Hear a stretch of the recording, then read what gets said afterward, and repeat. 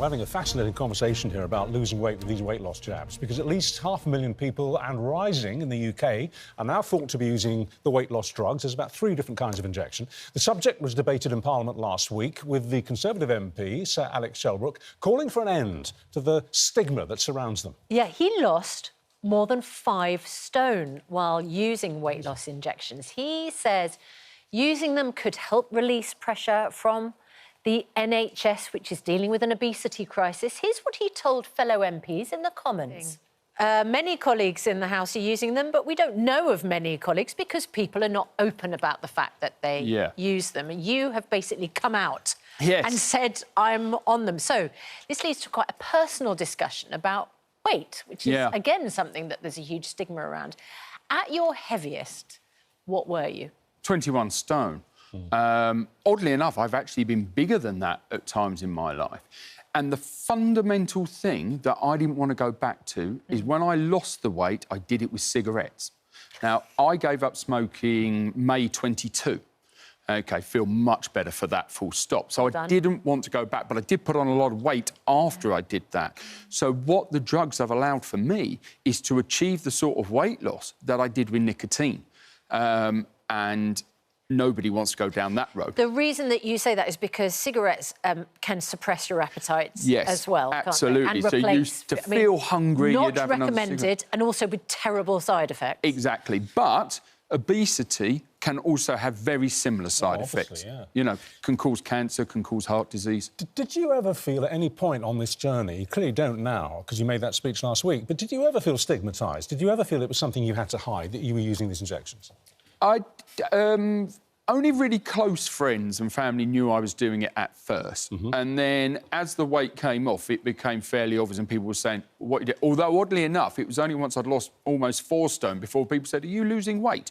So that must have shown how big I actually was. But once people were saying, how are you doing it? I thought, well, I'm not going to hide this because actually there's a huge advantage to this. And weight, whether you're too thin, whether you're too fat, is stigmatised. And why do you think that a stigma has grown up about the use of these injections? In the same way as it wouldn't surround somebody who went to Weight Watchers or who was on a calorie-controlled diet, whatever. But there is no doubt. I mean, I know 2 people who are using these injections, and I asked them last night if they're OK for me to talk about them on the show today. They said, please don't. And I said, why? And they said, because we don't want to be judged. We don't want to be judged. Yeah, it's interesting. I actually saw the interview you had, I think, Thursday last week. Last week, Yeah, and, you know, the comment of, well, people need to change their lifestyle. We are literally into Einstein's definition of insanity now, of keep trying the same thing and expect a different result. 30 years we've been talking about that, and obesity has doubled. So I think, to a certain extent, people are being judged by having this help, saying, well, you should just change your lifestyle. Well, that patently doesn't work. What these drugs are doing is replacing the hormone, if you will, that some people have, other people don't. So it doesn't just, oh, I feel full. I feel really hungry at the moment, but I don't have the craving to eat. What I'm actually doing to lose the weight Sorry, can I just interrupt you there? What's the difference between feeling hungry, sitting here feeling hungry, wanting your breakfast, but you're not going to eat till 1 o'clock, and having a craving? What's the difference between hunger and craving? So basically, you see food and you just got to eat it. Right. And the other problem I had was not having quantity control. A lot of my food, actually, is very healthy. My wife cooks from fresh. You know, it's very healthy food, but quantity control was the problem. And even when she would say, that's a normal portion, I'd say, can I have some more? You know, and I would go and get some more. And that was how I was satiating hunger.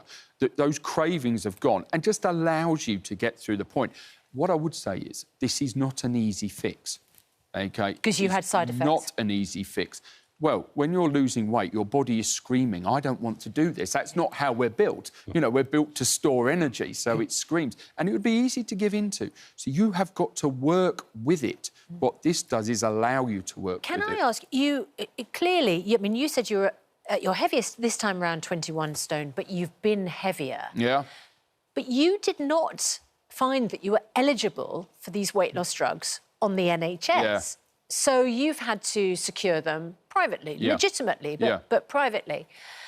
How did you not qualify? Because if we're in an obesity crisis, and as you say, obesity is a huge load on our National Health Service, what were the reasons why you were disqualified? Because I only had 1 problem, which was BMI. I didn't have any underlying health problems. And BMI is a measure of how So my BMI was overweight 41, and you're classed as obese at 30. I'm now down to 30.5, I think. So I'm actually still classed as obese.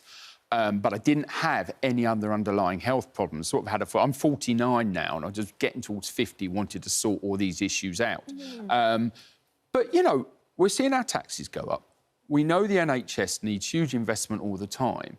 For me, if we can remove this stigma from taking these, there should be a financial benefit for the whole country. I can see that. But let me put to you a couple of other reasons why there might be a stigma. People with diabetes need this drug.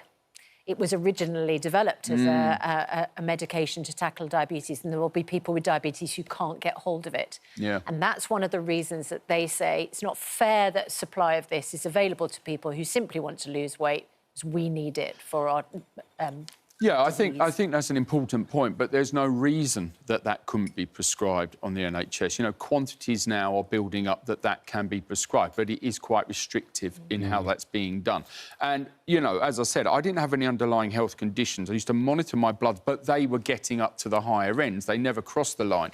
So that's why I took the intervention. It seems to me that the main impulse that's driving the stigma that you're here to talk about and to talk against, it's classic UK Puritanism. Yeah. We are quite a puritanical nation, aren't we? And where's your willpower? Where's your willpower, man? Yeah. You know, I mean, you're cheating. Yeah. You're cheating. And what you tend to find with people who, you know, struggle with their weight and that is just how busy their lives are. I mean, we're talking about scientific papers now. We know that sleep starvation leads to being overweight. Now, there are lots of careers that lead to sleep starvation. Mine, I'm sure yours. I mean, what time did you get up this morning you know, to do this? And you tend to grab calories because your body's saying, take the energy. You know, I actually said this in the Commons, as there's a lot of new MPs in there, and they will learn as time goes on how they grab the chocolate bar for the boost at about 5, 6 o'clock to keep them going. Because, you know, I normally get up around 5 Can I just ask, as you came in and sat down, it looked like your jacket was quite loose, because I think there's a slimmer man underneath your clothes than your clothes at the moment show. Your shirt collar's quite loose as well. Yeah, these actually were reason. the original shirts, which were tight. I mean, obviously, this is one of the things. It's very expensive to sort out. These clothes, this suit, I couldn't fit into these back in September. Literally couldn't fit into it. Yeah. But I still want to lose more weight, because I'm still technically classed as obese. And that's when you sort of judge when you start to get your suits taken in. But you are right. I mean, that is one side of it, which is a problem. You're going to have a whole new wardrobe.